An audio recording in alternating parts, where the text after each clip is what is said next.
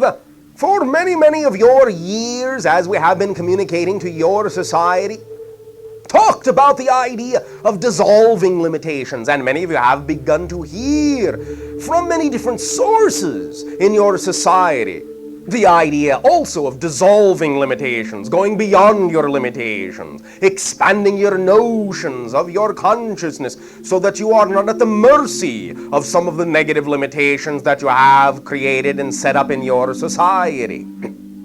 This is all well and good, and going beyond your limitations, stretching beyond what you know to be true right now into new unexplored territory is all very beneficial for you. At the same time, while we are interacting with many of you and having these conversations about stretching beyond your limitations, we hear sometimes that some of you, in your idea or understanding of what it means to be spiritual, think that you have to go beyond all the limitations, that you have to dissolve every single one of them and detach yourself from physical reality completely, either literally by evolving beyond it in order to be a perfected spiritual being, or aesthetically by detaching yourself from the material things of society in order to show that you are very spiritual and are not seduced by the mundane attributes of everyday life.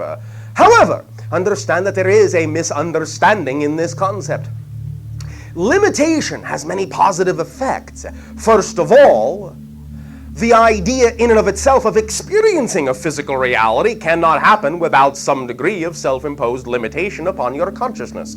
Physical reality is a discrete experiential dimension, and by not imposing certain kinds of restrictions on your consciousness, you would not be capable of focusing down to the degree that you have in order to have what you call a physical experience. Because your natural state is an unlimited, totally expansive consciousness. So in order to crystallize yourself, shall we say, to materialize your consciousness in physical form, you do have to impose some set of limitations upon yourself in order to have that kind of reality experience. Now, also understand that in non-physical reality, then you are, in a sense, a thought form living in a world of thought form. And there is no concept of real space and time on that level, in the non-physical world. You are at one with the reality there. There is no segregation, no separation in these concepts. And as you think, as you conceive of a thing, it instantly manifests and you have the experience. Now, on some levels, many of you say, well, this sounds pretty good. I want to have a manifestation as soon as I think of it. But recognize something. You are beings of polarity, dark and light. And on some of those levels, it is still possible for you to experience many negative aspects of your total consciousness.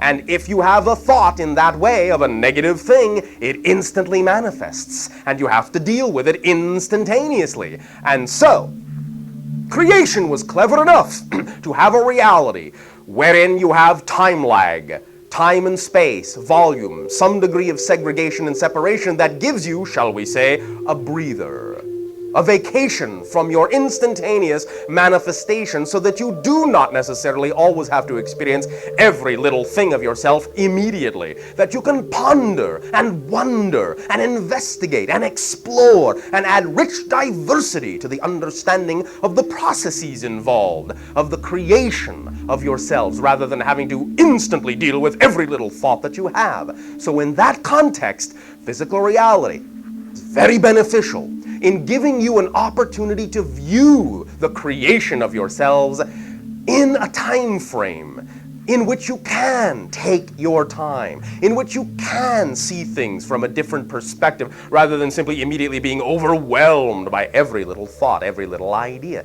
And in that context, physical reality and the limitations that are inherent in it are very beneficial.